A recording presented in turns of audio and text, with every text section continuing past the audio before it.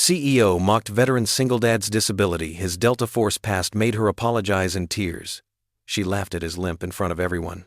But when chaos struck and the broken man revealed the past he'd been hiding, her cruel smirk shattered into tears of regret. Before we get into the story, comment below where in the world you are watching from today. The morning sun streamed through the small kitchen window, casting a warm glow on the worn wooden table where Jack Dawson stood making pancakes. His cane leaned against the counter within easy reach, a constant reminder of the life he'd left behind. The familiar scent of coffee and maple syrup filled their modest apartment as he flipped another golden brown circle onto a plate. "Daddy, you made them look like Mickey Mouse again." Lily's delighted giggle warmed his heart as she bounced into the kitchen, her backpack already slung over one shoulder. Her dark hair was pulled into slightly uneven pigtails. She'd insisted on doing them herself this morning. "Only the best for my princess," Jack smiled, trying to hide the nervous energy coursing through his body. The job interview at Steel Logistics weighed heavily on his mind, but he wouldn't let it dampen Lily's spirits. As they sat down to eat, Jack watched his daughter drowning her pancakes in syrup. "Easy there, sweetheart. We don't want you bouncing off the walls in class today." "I'm just excited for you, Daddy," Lily beamed, syrup already forming a sticky mustache above her lip. "You're gonna do great at your interview. I just know it." Jack's throat tightened with emotion. Since losing her mother, Lily had become his biggest cheerleader. "Thank you, baby girl. I'm going to make today count, I promise." After dropping Lily off at school, Jack parked his old sedan in the towering shadow of the Steel Logistics building. The gleaming glass structure seemed to touch the clouds, making him feel small and out of place in his carefully pressed suit from the thrift store. He gripped his cane, took a deep breath, and made his way inside. The lobby was all chrome and marble, his uneven footsteps echoing across the polished floor. The security guard directed him to the executive floor with a kind smile that helped settle his nerves slightly. "Mr. Dawson," a young receptionist greeted him. "Miss Steele will see you now." Jack hadn't expected to meet the CEO directly. He'd prepared for a standard HR interview, but he straightened his shoulders and followed the receptionist into a vast corner office. Victoria Steele stood at the floor-to-ceiling windows, her back to the door. She was younger than he'd expected, probably in her early 30s, wearing a tailored black suit that screamed power and privilege. "So," she said without turning around, "you're the veteran applying for the logistics position." Her tone dripped with disdain. "Yes, ma'am," Jack replied evenly, maintaining his military courtesy. "I have extensive experience coordinating complex operations and—" "Save it." She spun around, her sharp features twisted in a smirk. "Do you really think a broken soldier with a cane could handle the fast-paced environment of modern corporate logistics?" The words hit like physical blows, but Jack kept his expression neutral. "My injury doesn't affect my ability to—" "Please." Victoria cut him off again, walking around her desk to stand directly in front of him. "This isn't some military charity operation. We need people who can keep up, not slow us down." "Looking at you," she gestured dismissively at his cane, "I see damaged goods." Jack's knuckles whitened around the handle of his cane, but years of military discipline kept his voice steady. "With respect, Miss Steele, you're judging me based on—" A small gasp from the doorway stopped him cold. Jack's heart sank as he turned to see Lily standing there, clutching a piece of paper in her trembling hands. Her eyes were wide with shock and brimming with tears. "Lily," Jack moved toward her. "Sweetheart, what are you doing here?" I made you a good luck drawing," she whispered, her lower lip quivering. "The nice lady at the front desk said I could bring it up, but—" She looked at Victoria, then back at her father, hurt and confusion written across her young face. Victoria's expression flickered for a moment before hardening again. "This is a place of business, not a daycare center. Security will escort both of you out." Jack reached for Lily's hand, his throat tight with humiliation, but his head held high. "That won't be necessary. We can see ourselves out." The drive home was heavy with silence. Jack could feel Lily's eyes on him, could sense her struggling to understand why someone would be so cruel to her daddy, her hero. The drawing she'd made lay crumpled in her lap, forgotten. At a red light, Lily's small hand found his. "Daddy?" Her voice was barely above a whisper. "Yes, baby?" Jack managed, fighting to keep his voice steady. "You're still my hero, Daddy." The simple words pierced straight through his heart. Jack squeezed her hand gently, unable to speak past the lump in his throat. They sat there at the red light, father and daughter, their joined hands a quiet defiance against the world's harsh judgments. The light turned green, and Jack guided their car forward, leaving the towering shadow of Steel Logistics behind them. Lily's words echoed in his mind, a reminder that sometimes the greatest strength comes not from proving others wrong, but from the unwavering faith of those who love you most. The morning after the disastrous interview, Jack sat at the kitchen table, staring at his laptop screen. Job listings scrolled endlessly before his tired eyes. His coffee had gone cold, forgotten beside a stack of printed resumes. The apartment felt especially quiet with Lily already off to school, leaving him alone with his thoughts. He ran a hand through his short-cropped hair, military habit still showing in its neat trim. The rejection at Steel Logistics cut deeper than he wanted to admit. Victoria Steele's words echoed in his mind. "Broken soldier." His fingers tightened around his coffee mug. The wall clock ticked steadily, marking time as Jack's cursor hovered over another job posting. His leg ached, a constant companion since his injury. The pain seemed worse today, perhaps from the stress, or maybe from standing too long during yesterday's interview. "I promised Lily," he muttered, forcing himself to sit straighter. His daughter's face flashed in his mind, her brave little smile as she squeezed his hand after the interview. She believed in him completely, without question. He couldn't let her down. The phone's sudden ring startled him. An unfamiliar number flashed on the screen. "Jack Dawson speaking," he answered, his voice professional despite his uncertainty. "Mr. Dawson, this is Alan Rodriguez, COO of Steel Logistics." The voice was warm, with an underlying strength that commanded attention without demanding it. "I hope I'm not catching you at a bad time." Jack's heart skipped a beat. "No, sir. Not at all." "Good. I've been looking at your file, and I'm very impressed with your background. 20 years in Delta Force, specialized in tactical logistics and team leadership. Multiple commendations for grace under pressure." Jack shifted in his chair, surprised by the man's thorough knowledge of his service record. "Yes, sir. Though I wasn't aware my file was still under consideration." A gentle chuckle came through the line. "Let's just say a colleague thought I should take a look. Would you be interested in coming in to discuss a different position? Operations manager for our Western Division." Jack's breath caught. The position was several steps up from what he'd initially applied for. "Sir, I appreciate the consideration, but after yesterday's interview—" "Yesterday's interview doesn't concern me, Mr. Dawson," Alan interrupted smoothly. "I'm more interested in your capabilities. Your military experience shows you can handle complex logistics under extreme pressure. That's exactly what we need." "Thank you, sir." Jack's voice remained steady, though his hand gripped the phone tighter. "I'd be very interested in discussing the position." "Excellent. Can you come in this afternoon at 2? "Yes, sir, I'll be there." After hanging up, Jack sat back, his mind racing.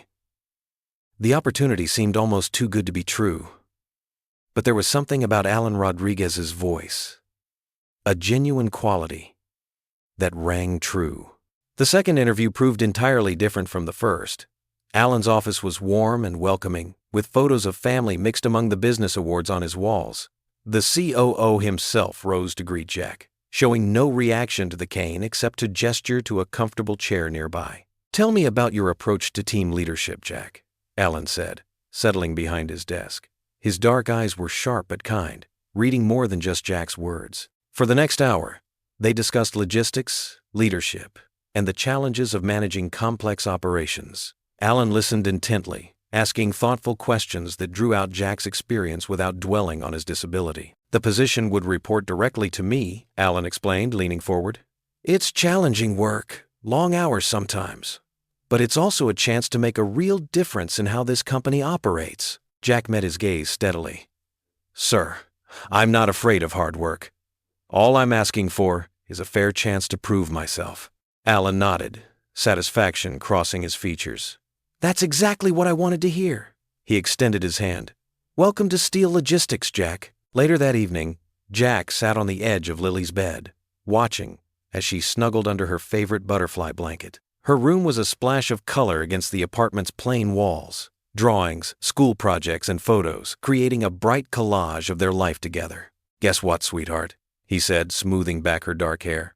Remember how we were talking about God having a plan, even when things seemed tough? Lily nodded, her eyes bright with curiosity. Well, I got a job today. A really good one, even better than what I interviewed for yesterday. Lily's face lit up with pure joy. She threw her arms around his neck, nearly knocking him off balance. See? God's helping us. Jack hugged her back, a faint smile touching his lips. Her simple faith touched something deep in his heart, rekindling a spark of hope he thought he'd lost. Maybe she was right. Maybe this was the fresh start they'd been praying for. Time for sleep, princess, he said, gently tucking her back under the covers. I love you. Love you too, Daddy, she mumbled, already drifting off, a contented smile on her face. Monday morning arrived with golden sunlight streaming through the kitchen windows. Jack adjusted his navy tie in the hallway mirror, his movements careful and measured. The new charcoal suit felt stiff, but it gave him confidence, a armor of sorts for the corporate battlefield ahead. Got your lunch pack, sweetie? He called out, checking his watch. Lily bounded down the stairs, her backpack bouncing. Yes, Daddy. Mrs. Whitaker made extra cookies for both of us. Right on cue, their elderly neighbor appeared at the front door, her silver hair neatly styled and a warm smile lighting up her face. Ready for the big day, Jack? Mrs. Whitaker asked, enveloping Lily in a quick hug. As ready as I'll ever be, ma'am. Jack gripped his cane, grateful for its solid support. Mrs. Whitaker patted his arm. Now don't you ma'am me, young man. You'll do just fine. The Lord didn't bring you this far to leave you now. Jack managed a small smile, touched by her unwavering faith. He knelt down carefully to hug Lily goodbye, breathing in the familiar scent of her strawberry shampoo. Be good for Mrs. Whitaker, okay? I will. Lily squeezed him tight. Show them how awesome you are, Daddy. The drive to steal logistics felt different this time. Instead of dread, Jack felt determination coursing through him.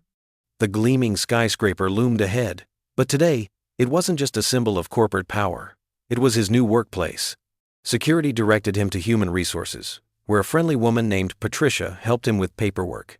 Mr. Rodriguez specifically requested you for operations, she mentioned, her eyes kind. That's quite impressive. Jack's new office was modest but clean, with a window overlooking the city. As he arranged his few personal items, a photo of Lily, his service medal in its simple frame, other employees began dropping by. Hey, you must be Jack. A young man with bright eyes stuck his head in. I'm Dave from IT. Need help setting up your computer? Before long, Jack found himself surrounded by welcoming faces. Sarah from accounting brought him coffee. Marcus, a fellow veteran who worked in security, shared stories about their service days. Each interaction helped ease the knot of tension in Jack's shoulders. His military training served him well as he tackled his first assignment when the shipping software crashed, threatening to delay crucial deliveries. Jack calmly organized the team into groups, implementing a manual tracking system until IT could fix the problem. That was quick thinking, Dave said admiringly. Most new people would have panicked, Jack shrugged. In Delta Force, we learned to adapt fast. Same principle applies here. Assess, plan, execute. Word of his efficient solutions spread quickly through the office. By lunch, several department heads had stopped by to introduce themselves. Jack's quiet competence and respectful demeanor left a strong impression. However, not everyone celebrated his success. On the executive floor, Victoria Steele paced her corner office like a caged tiger. Her designer heels clicked against the marble floor as she confronted her COO. Alan, explain to me why that disabled veteran is now working in operations. Her voice dripped with barely contained fury. I explicitly rejected his application. Alan Rodriguez remained seated, his expression neutral. Jack Dawson's qualifications are exceptional. His military leadership experience... Leadership? Victoria scoffed. He can barely walk. This isn't a charity, Alan. I won't have him dragging down our performance metrics. With all due respect, Alan's tone hardened slightly. Hiring decisions are part of my responsibility. Mr. Dawson's already proven valuable this morning by preventing a major shipping delay. Victoria's perfectly manicured nails dug into her palms. We'll see about that, she muttered as she stormed out. We'll certainly see. Throughout the afternoon, Jack focused on learning company procedures and meeting his team members. He noticed some curious glances at his cane, but unlike that first interview, there was no mockery, just professional courtesy and growing respect. By day's end, his inbox contained several thank you emails from colleagues he'd helped. Jack shut down his computer with a sense of satisfaction he hadn't felt in months. The job wouldn't be easy, but he had a fighting chance. That evening, Jack and Lily sat at their small kitchen table, sharing meatloaf and mashed potatoes. Her eyes sparkled as he described his day. And then Marcus, he was a Marine, showed me where the best coffee machine is, Jack explained between bites. Everyone's been really kind. That's because I asked God to send you nice people, Lily declared proudly, pushing her peas around her plate. Mrs. Whitaker helped me pray for it yesterday. Jack's throat tightened with emotion. You did that for me? Of course, Daddy, and it worked, she beamed at him. Did you meet any other nice people? Jack thought about Victoria's cold fury when she'd spotted him in the hallway, the way she'd turned sharply on her heel to avoid him, but he wouldn't burden Lily with that. Lots of 'em, sweetheart. There's Patricia in HR, and Dave from IT, and Sarah. See? God sent you a whole bunch of friends. Lily reached across the table to squeeze his hand. I knew he would. Jack squeezed back, marveling at his daughter's simple faith. Despite Victoria's obvious hostility, despite the challenges ahead, he felt truly grateful. This job was more than just a paycheck. It was a chance to show Lily that her daddy could still make her proud. You were right, honey, he said softly. God did send some good people today. 1 week into his new job at Steel Logistics, Jack stood in front of his bedroom mirror, tugging at the slightly ill-fitting sleeves of his rented tuxedo. The black fabric had a subtle shine that betrayed its age, and the shoulders felt a touch too tight. But it was the best he could manage on short notice. Hold still, Daddy. Lily perched on his bed, her legs swinging as she watched him fuss with his appearance. In her small hands, she clutched a homemade tie clip, a simple metal bar decorated with careful swirls of blue paint and tiny stick-on crystals. I made it special for tonight. Jack turned to her with a gentle smile. It's beautiful, sweetheart. Are you sure you want me to wear it to such a fancy party? Of course! Lily hopped off the bed and approached him with determination. It'll bring you good luck. Plus it matches your eyes. She reached up on her tiptoes to clip it onto his black tie, her tongue poking out in concentration. Mrs. Whitaker appeared in the doorway, ready for another evening of babysitting. My, don't you look handsome, Jack? That tie clip is quite the statement piece. Jack chuckled, touching the clip with careful fingers. My daughter's quite the artist. The drive to the Metropolitan Hotel felt longer than usual. Jack's hands gripped the steering wheel tightly as he rehearsed proper etiquette in his head. This charity gala would put him in direct contact with the company's highest executives, including Victoria Steel. The hotel's grand entrance was lit up with spotlights, and valets rushed to park expensive cars. Jack handed his keys to a young attendant, trying not to feel self-conscious about his modest sedan among the luxury vehicles. His cane clicked against the marble steps as he made his way inside. The ballroom sparkled with crystal chandeliers and floating champagne glasses. Jack found himself a quiet corner, nodding politely to passing colleagues. He couldn't help but notice Victoria across the room, commanding attention in a striking red gown as she chatted with investors. The first sign of trouble came as a low rumble from outside. Jack's military instincts perked up at the sound of angry voices, growing louder. Through the tall windows, he could see a crowd gathering on the street, their protest signs illuminated by the hotel's exterior lights. Anti-corporate parasites, one executive huffed, peering through the glass. Security will handle them. But Jack recognized the shifting energy in the crowd. He'd seen it before in war zones. The protesters were getting bolder, angrier. He quietly began noting exit routes and counting security personnel. The situation escalated in seconds. A rock sailed through the air, shattering one of the grand windows with an explosive crash. Glass rained down as screams erupted throughout the ballroom. More rocks followed, and the crowd outside surged toward the broken window. Everyone move away from the windows. Jack's voice cut through the chaos, deep and commanding. Without hesitation, he began directing people toward the safer interior of the room. His military training kicked in automatically. Assess, protect, control. The east exit is clear, he shouted to the security team. Start evacuating people through there. The guards responded to his natural authority, falling into formation. Through the panicked crowd, Jack spotted Victoria Steele. She had been backed into a corner by rushing guests, her face pale with fear. As he watched, she stumbled in her high heels, falling to the ground as people pushed past her. Jack moved swiftly, his cane forgotten against a wall. The old injury screamed in protest, but he ignored it, weaving through the chaos with practiced efficiency. He reached Victoria just as several people nearly trampled her. "Ma'am, take my hand." He positioned himself between her and the panicking crowd, extending his arm. Victoria stared up at him, recognition flickering in her eyes.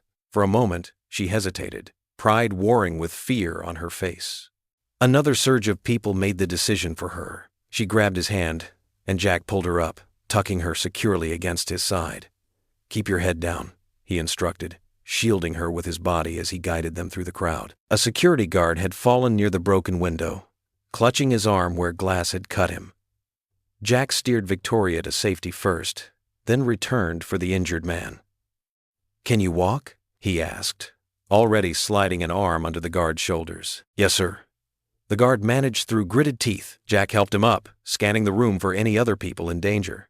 The security team had managed to block the broken window, and police sirens wailed in the distance. The evacuation was proceeding more smoothly now, panic giving way to ordered chaos. He guided the injured guard toward the emergency medical team that had just arrived. As he turned away, he found Victoria watching him from across the room. Their eyes met, and he saw something shift in her expression. Shock, confusion, and perhaps a hint of shame. The rest of the evening passed in a blur of police statements and medical checks. By the time Jack finally made it home, his leg was throbbing fiercely, but his mind was clear. He found Lily still awake, waiting for him with Mrs. Whitaker. "Daddy!" She flew into his arms. "It's all over the news. Were you scared?" Jack hugged her tight, breathing in the familiar scent of her strawberry shampoo. "Just doing what needed to be done, sweetheart." Lily pulled back to look at him, her eyes bright with pride. She touched the paint-decorated tie clip, still perfectly in place despite everything. "See, Daddy," she whispered, "you're still a soldier." Mrs. Whitaker dabbed at her eyes with a tissue, watching them embrace. "That you are, Jack," she added softly. "That you are." Jack said nothing, just held his daughter closer. His leg ached, and his rented tuxedo was probably ruined, but none of that mattered. He had protected people tonight, not with a weapon, but with the same courage and clarity that had served him in uniform. Maybe Lily was right. Maybe being a soldier wasn't about the uniform at all. The morning sun streamed through the windows of Steel Logistics office building, catching dust motes in its golden rays. Jack stepped out of the elevator, his cane making a soft tap against the polished floor. He'd barely made it 3 steps when Sarah from accounting rushed over. "Jack, what you did last night was incredible." Her eyes sparkled with admiration. "The way you took charge during the chaos, simply amazing." Before Jack could respond, more colleagues gathered around. Tom from IT clapped him on the shoulder, and Maria from Human Resources beamed at him. The attention made Jack's neck flush red. "Just did what needed doing," he said quietly, trying to move toward his desk. "Are you kidding?" Tom exclaimed. "You saved Miss Steele's life, and probably dozens more people too." The security team said they'd never seen anyone handle a crisis so professionally. Word of Jack's actions had spread like wildfire through the building. As he made his way to his desk, people stopped to shake his hand or offer words of praise. Some shared stories they'd heard about his quick thinking and courage. Each compliment made Jack more uncomfortable. He'd never been one for spotlight. In her top-floor office, Victoria Steele paced like a caged tiger. Through her floor-to-ceiling windows, she could see the cleanup crews removing the last traces of last night's chaos. Her jaw clenched as she remembered how Jack had swept her away from danger, his strong arms protecting her from the stampeding crowd. The memory of being saved by the very man she'd dismissed as damaged goods made her blood boil. "Miss Steele?" Her assistant poked her head in.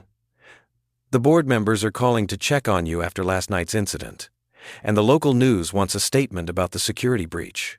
Victoria waved her away irritably. "Tell them I'm fine.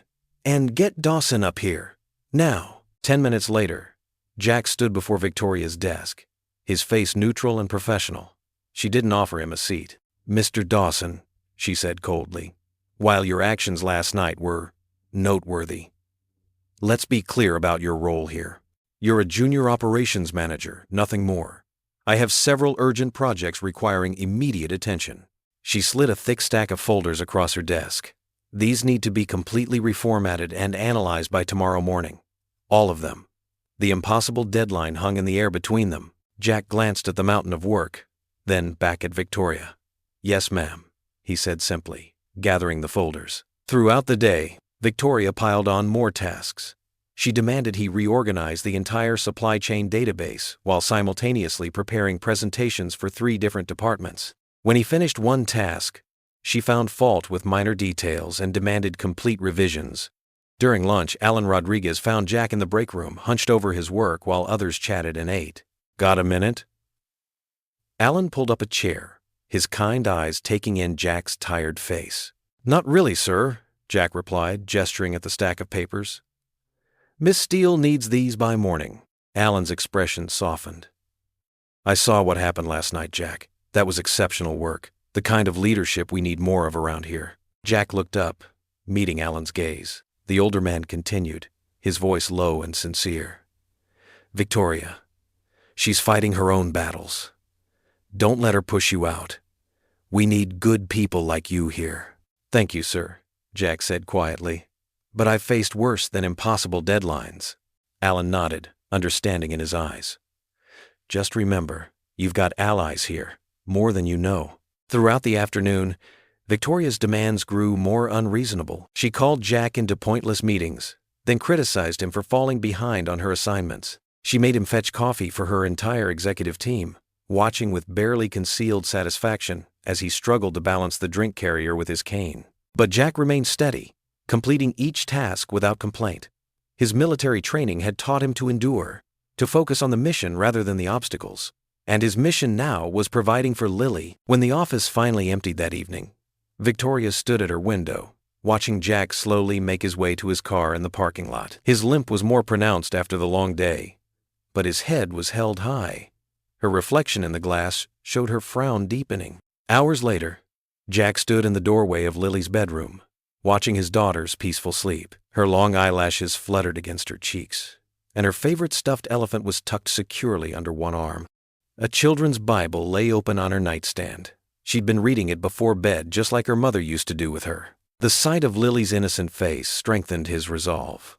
Victoria could pile on all the work she wanted, mock his disability, and try to break his spirit, but he wouldn't quit, not when his daughter's future depended on this job. He remembered the words on Lily's recent school artwork, proudly displayed on their refrigerator. "My daddy is my hero, because he never gives up." The simple faith in those words touched something deep in his soul. Jack reached down to adjust Lily's blanket, tucking it gently around her shoulders. She stirred slightly but didn't wake, a small smile playing on her lips as she dreamed. In the quiet darkness of her room, Jack reaffirmed his silent promise. He would endure whatever Victoria threw at him, not just for survival, but to show Lily that dignity and perseverance could overcome any obstacle. He thought about Alan's words of encouragement, the support of his co-workers, and most importantly, the unwavering love in Lily's eyes. These were worth more than Victoria's approval or the sting of her attempts to humiliate him. As he watched his daughter sleep, his determination solidified into something unshakable. Victoria Steele might be his boss, but she would not be the one to define his worth or decide his future. Jack's old pickup truck rumbled to a stop in front of Meadowbrook Elementary. The morning air was crisp, and colorful autumn leaves danced across the sidewalk. Lily sat quietly in the passenger seat, her pink backpack clutched to her chest like a shield. "What's wrong, sweetheart?" Jack asked, though he already knew the answer. Lily's big brown eyes met his. "Is the mean boss lady still mad at you, Daddy?" Jack's heart squeezed at the worry in her voice. He forced a reassuring smile. "Don't you worry about that. Adults sometimes take a while to work things out." "But it's not fair," Lily protested, her lower lip trembling. "You helped her. You were brave, just like when you were a soldier." Jack reached over and smoothed her dark hair, just like her mother's had been. "Life isn't always fair, honey. But that doesn't change who we are or what we believe in. Remember what Mommy used to say? Be kind anyway," Lily whispered, managing a small smile. "That's right. Now scoot.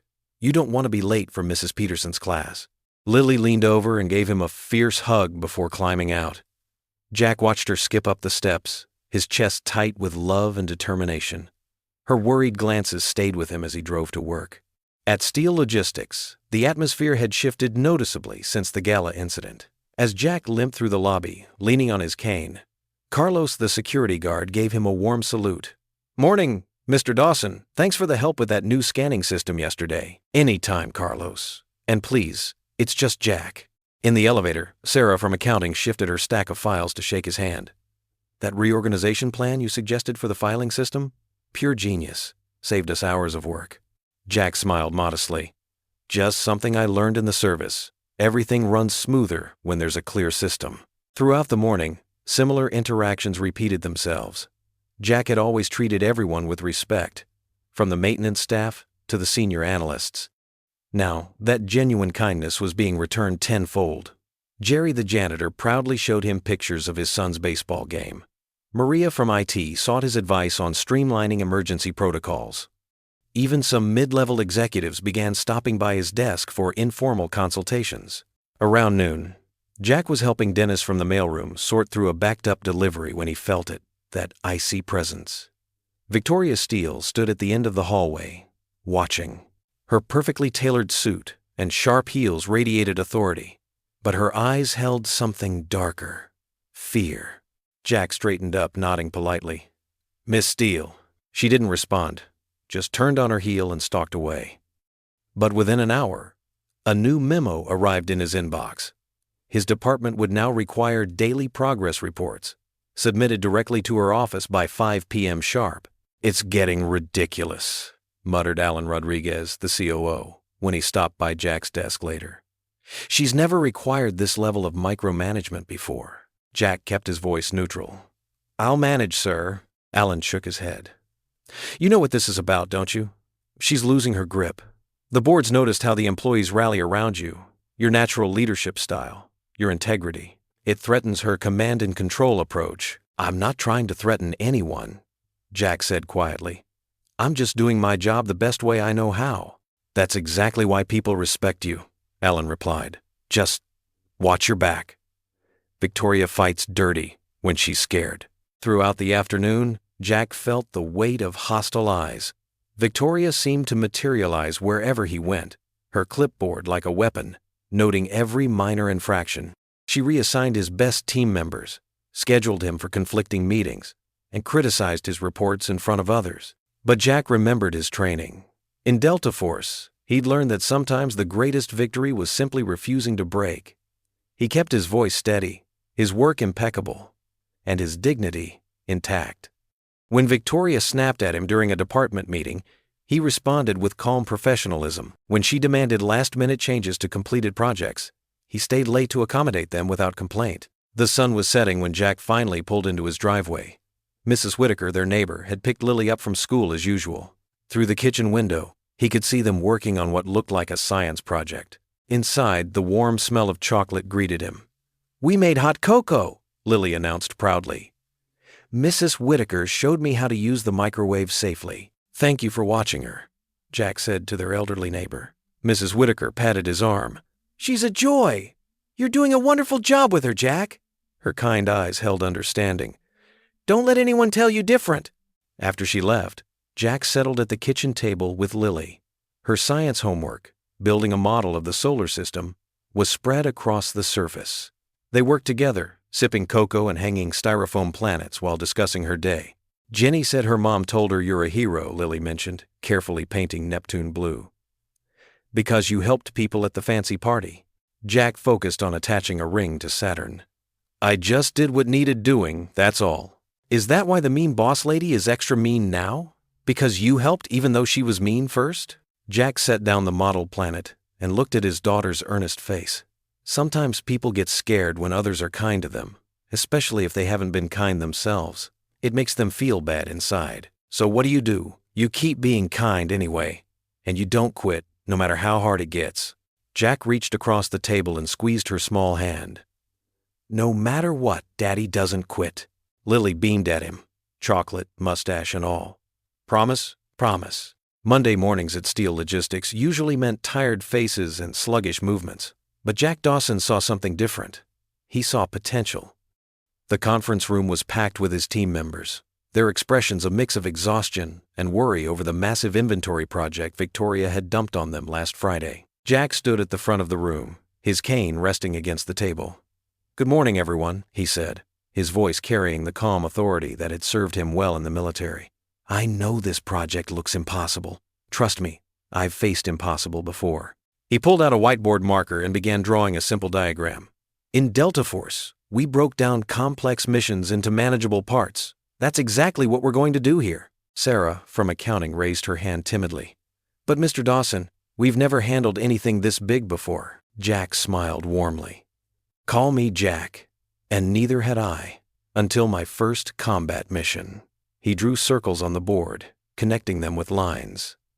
"Think of this as our mission map. Each circle is a position we need to cover. For the next 30 minutes, Jack assigned roles based on each person's strengths, just as he'd done with his military units. Marcus, you've got the sharpest eye for detail I've ever seen. You're our advanced scout, data verification." Marcus sat up straighter, pride flickering across his face. "Lisa, your organizational skills are exceptional. You're our base commander, coordinating communication between teams."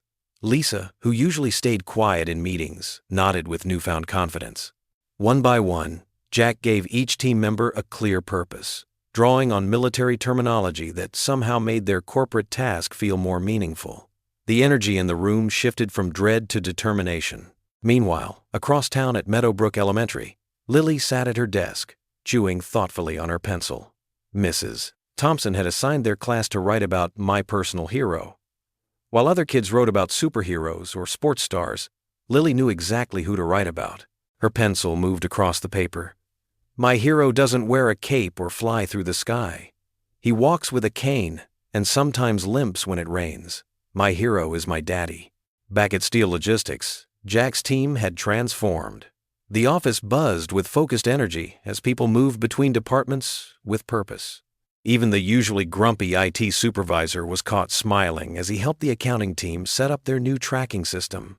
"I haven't seen this floor work so smoothly in years," Alan Rodriguez commented, watching from his office doorway. He'd been quietly observing Jack's leadership style, impressed by how naturally people responded to him. During lunch break, Jack found a sticky note on his desk with a simple message.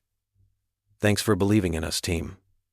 He tucked it carefully into his wallet, next to Lily's school photo. That afternoon, in Mrs. Thompson's class, Lily stood before her classmates, holding her essay with slightly trembling hands.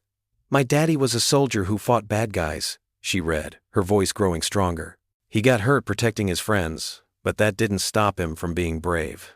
Now he fights different battles at his new job, where some people are mean to him because he limps." The classroom grew quiet as Lily continued. "But Daddy never gets angry or mean back. He says that true strength isn't about being the toughest or the fastest. It's about doing what's right, even when it's hard. Every morning he makes my breakfast and helps me with my homework, even when his leg hurts really bad. He never complains, and he always has time for my hugs." Mrs. Thompson wiped a tear from her corner of her eye as Lily finished. "My daddy is my hero because he shows me that being brave isn't about not being scared. It's about doing what you have to do anyway. He says God gives us strength when we need it most, and I believe him because I see it in my daddy every day." That evening, Mrs. Thompson made a copy of Lily's essay and sent it to Alan Rodriguez, who she knew from church. The next morning, Alan read it at his desk, deeply moved by the child's simple but powerful words. Throughout the week, copies of Lily's essay appeared on desks throughout the company. People read it during coffee breaks, shared it during lunch, and passed it along with knowing smiles. The words of a 10-year-old girl helped them see their quiet, limping manager in a new light. Jack remained unaware of his daughter's essay making its rounds. He was too focused on guiding his team, celebrating their small victories, and protecting them from Victoria's increasingly frustrated attempts to find fault with their work. That night, Jack arrived home later than usual, having stayed to help Marcus double-check some crucial numbers. Mrs. Whitaker, their neighbor who watched Lily after school, met him at the door with a gentle smile. "She tried to wait up for you," she whispered, gesturing toward the kitchen. Jack found Lily asleep at the kitchen table, her head resting on her arms. Under her hand lay several sheets of paper covered in her careful handwriting, with various crossed-out words and arrows showing where she'd made improvements to her essay. He stood there for a moment, taking in the sight of his daughter's peaceful face, her dark hair falling across her cheek. His heart swelled with a love so deep it almost hurt. Carefully, trying not to wake her, he bent down despite his aching leg and whispered in her ear, "You're my strength, kiddo." The morning sun streamed through the windows of Steel Logistics as Jack made his way through the office, his cane tapping softly against the polished floor. Something felt different today. Sarah from accounting gave him a warm smile and a knowing look. Tom from IT stopped him in the hallway to shake his hand, mentioning something about what a great kid he had. By the time Jack reached his desk, 3 different people had mentioned Lily in passing. Confused but touched, he settled into his chair and opened his laptop. An email from Alan Rodriguez, the COO, waited in his inbox. Jack's heart skipped a beat when he saw the subject line, "Your daughter's essay." The attachment showed Lily's neat handwriting, titled, "My Hero Wears a Tie." Jack's vision blurred as he read her words describing how he helped her with math homework even after long days at work, how he never complained about his injured leg, and how he treated everyone with kindness because that's what real soldiers do. She'd written about watching him go to work each day with courage, even when people weren't nice to him. A gentle knock interrupted his reading. Martha, the kind-faced receptionist, stood in his doorway with misty eyes. "That little girl of yours," she said softly. "She sees right to the heart of things, doesn't she?" Jack could only nod, his throat tight with emotion. The morning meeting brought another surprise. His team had been working on a complex logistics test. One Victoria had insisted needed 3 weeks minimum. But inspired by Jack's leadership style and clear direction, they'd found innovative solutions. "We're ready to run the final test today," announced Miguel, one of the younger team members. 2 weeks ahead of schedule. Jack looked around the conference room at his team's proud faces. "This isn't my success," he said quietly. "This is what happens when good people work together and believe in each other." The test results came in by early afternoon. Not only had they finished early, but they'd also identified 3 major efficiency improvements that would save the company millions annually. Word spread quickly through the building. At 4 o'clock, Jack received a summons to the board meeting. He entered the sleek conference room, aware of Victoria's icy stare from the head of the table. The board members sat reviewing the test results, murmuring appreciatively. "Mr. Dawson," one of the directors spoke up, "these numbers are impressive. How did your team manage this?" Before Jack could answer, Victoria cleared her throat. The room fell silent. She stood, smoothing her designer suit, her expression carefully controlled. "The logistics optimization test," she began, her voice clipped, "has exceeded expectations under Mr. Dawson's leadership." The words seemed to cost her something. The board should know that his unique approach has proven effective. It wasn't exactly warm praise, but coming from Victoria, it felt monumental. Jack noticed Alan hiding a smile behind his coffee cup. "Thank you, Miss Steele," Jack replied professionally. "But the credit belongs to the team. They just needed someone to believe in them." Several board members nodded approvingly. Victoria's jaw tightened, but she said nothing more. That evening, Jack arrived home to find the small apartment filled with the warm smell of cookies. Lily stood in their tiny kitchen, wearing her mother's old apron that hung down to her feet. Flour dusted her nose and cheeks. "Daddy," she beamed, "I made celebration cookies. Mrs. Whitaker helped me with the oven," she added quickly, seeing his concerned look. "And guess what? I got an A+ on my essay." Jack hung up his jacket, smiling at his daughter's enthusiasm. "About that essay," he said, pulling her into a hug. "It seems it's made quite a journey around my office." Lily looked up at him, her eyes wide. "Really? Did people like it?" "They loved it, sweetheart, just like I do." He kissed the top of her head, flour and all. "Then maybe they'll see what I see," she said matter-of-factly, pulling a tray of slightly crooked chocolate chip cookies from the cooling rack. "That you're the bravest, kindest daddy ever." Jack's laugh came easily, surprising him with its freedom. He couldn't remember the last time he'd laughed like that. Lily giggled too, offering him a warm cookie. They sat at their small kitchen table, sharing cookies and milk, trading stories about their day. Jack felt a contentment he hadn't experienced in a long time. For once, He wasn't thinking about Victoria's next move or the challenges ahead. He was simply present, watching his daughter lick chocolate from her fingers and feeling grateful for this moment. "Daddy," Lily said suddenly, "you've got cookie crumbs in your tie." She reached over to brush them away, then paused. "You're smiling more today. I like it when you smile." Jack pulled her onto his lap, not caring about the flour that transferred from her apron to his work clothes.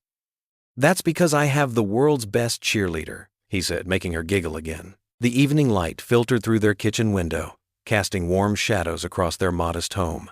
The smell of fresh cookies filled the air, and the sound of Lily's laughter echoed off the walls. For this brief, precious moment, everything felt right in Jack Dawson's world. The morning felt different as Jack pulled up to Lily's school. The sun seemed brighter, the air fresher. Even his leg bothered him less than usual. Lily noticed his good mood and grinned as she gathered her backpack. "You're humming, Daddy," she said, her eyes twinkling. "You haven't done that in forever."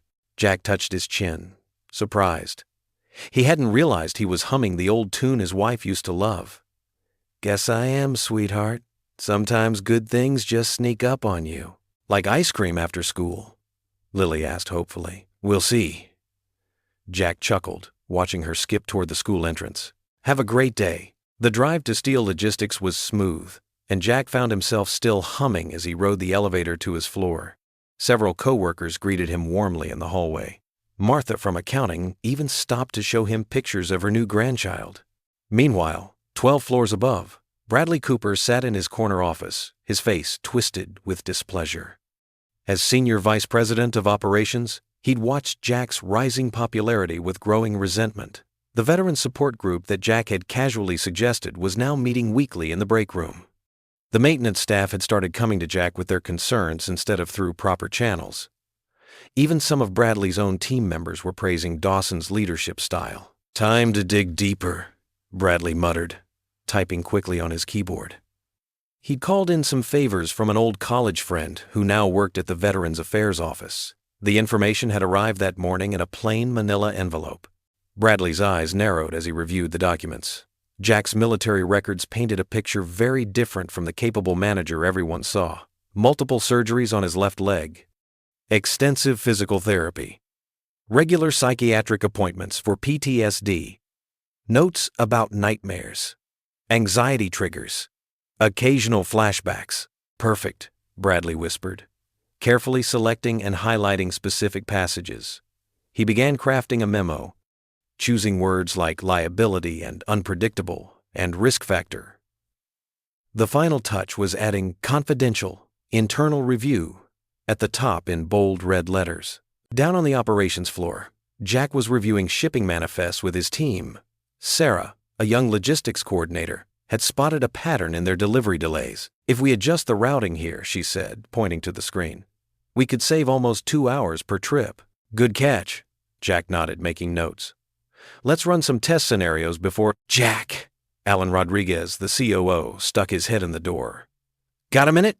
In Alan's office, they discussed the team's latest improvements. Alan seemed genuinely pleased with their progress. "The board's noticed, Jack. Keep this up and we might be looking at expanding your department." Jack left the meeting feeling even more positive about the future.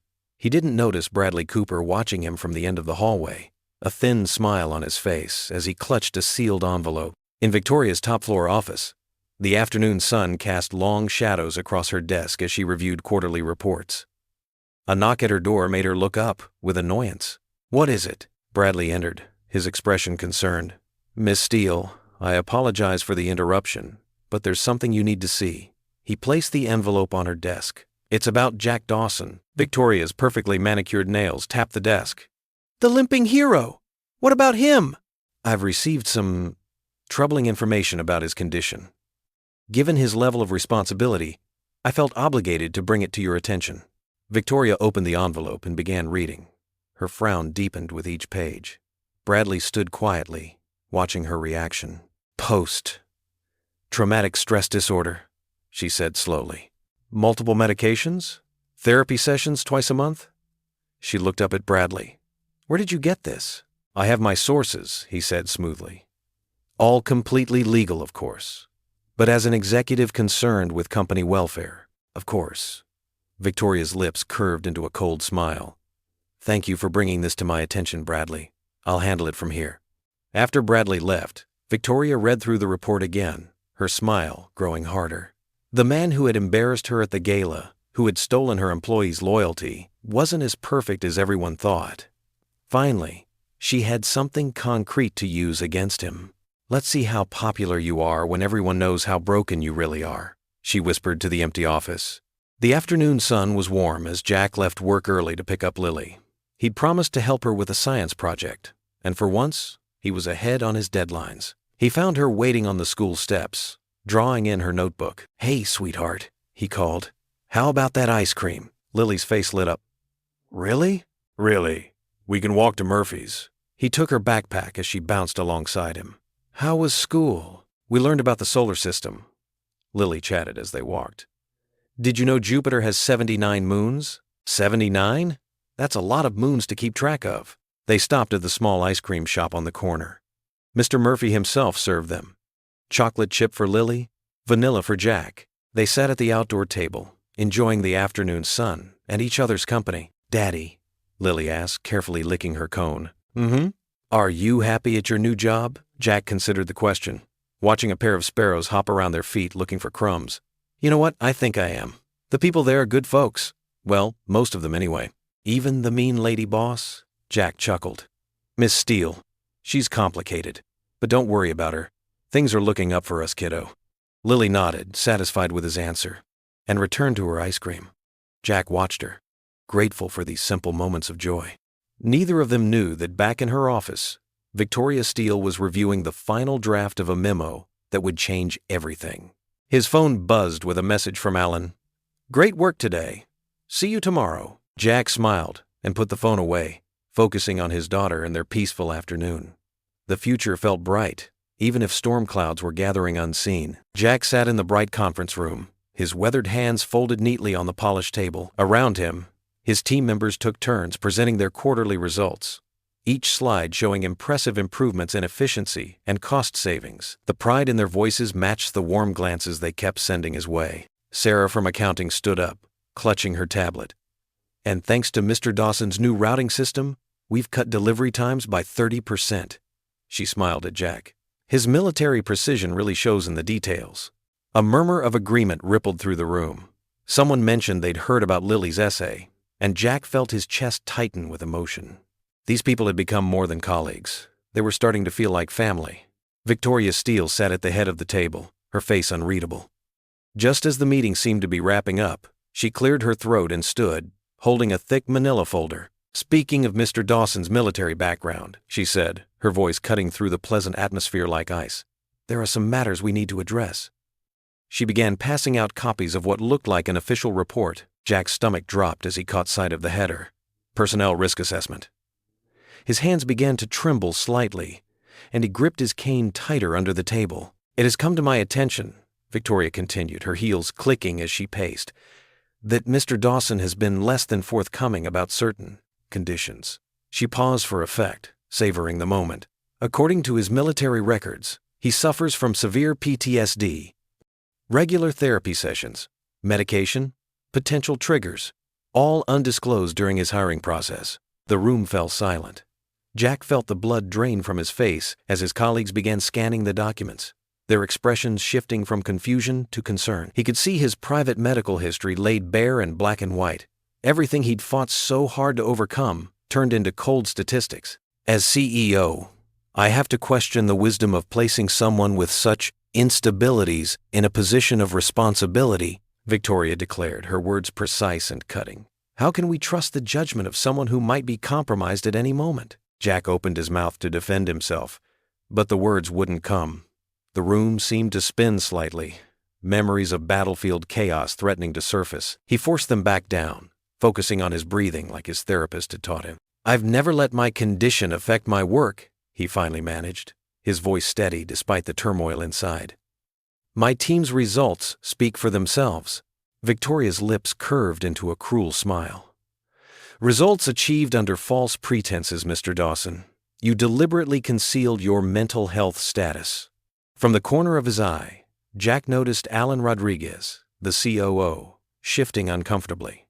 But before anyone could intervene, Victoria delivered her final blow. For the safety of our employees and the integrity of our operations, I'm recommending immediate review of Mr. Dawson's position. She turned to face him directly. Perhaps a role with less responsibility would be more appropriate for someone in your condition. The words hit him like physical blows. Jack sat there, straight-backed but breaking inside, as whispers filled the room. These people who had trusted him, looked up to him. Now they were looking at him with pity, or worse, fear. What he didn't know was that across town, in Lily's classroom, the quarterly meeting was playing on the smartboard. The teacher had put it on so the students could see how their parents' companies worked. Lily sat frozen at her desk, tears streaming down her face as she watched her father being torn apart. The meeting ended in a blur. Jack barely registered the sympathetic glances, the awkward shuffling of feet as people filed out. He somehow made it through the rest of the workday, moving on autopilot, his mind replaying Victoria's words over and over. That evening, he picked up Lily from Mrs. Whitaker's house. One look at her red-rimmed eyes told him she knew everything. The drive home was silent, heavy, with unspoken pain. As they entered their small apartment, Lily suddenly threw her arms around his waist, burying her face in his shirt. Her small body shook with sobs. "It's not fair, Daddy," she cried. "You're the bravest person I know. Why are they being so mean?" Jack's throat tightened as he stroked her hair, unable to find words that would make this better. They stood there in the dim hallway, father and daughter holding each other up. Finally, Lily lifted her tear-stained face to his. Her next words pierced straight through his heart. "Mommy says you're my daddy. God says you're my hero." Jack felt his carefully maintained composure crumbling. He struggled to hold back his own tears as he held his daughter closer, her faith in him both a balm and a burden. In that moment, he wasn't sure if he was strong enough to keep fighting, to keep proving himself worthy of her unwavering belief in him. The evening light filtered through their small window, casting long shadows across the floor as father and daughter clung to each other, their shared pain and love filling the quiet space between them. The morning sun cast long shadows across the sidewalk as Jack limped away from Mrs. Whitaker's house. His cane tapped a steady rhythm against the concrete, the same sound that now drew whispers and stares at work. The elderly woman had squeezed his arm when he dropped off Lily, her eyes full of understanding. "Sometimes the hardest battles are the ones we fight inside ourselves, dear," she'd said softly. Now Jack wandered through the quiet neighborhood streets, no destination in mind. Victoria's words from yesterday echoed in his head. Unstable, unfit, liability. Each step brought a fresh wave of doubt. The weight of his service record, once a source of pride, now felt like a burden dragging him down. A city bus rumbled past, its brakes squealing. The sound yanked Jack back to another time, the screech of metal, the crack of gunfire, the desperate shouts of his men. He stumbled, catching himself against a tree trunk.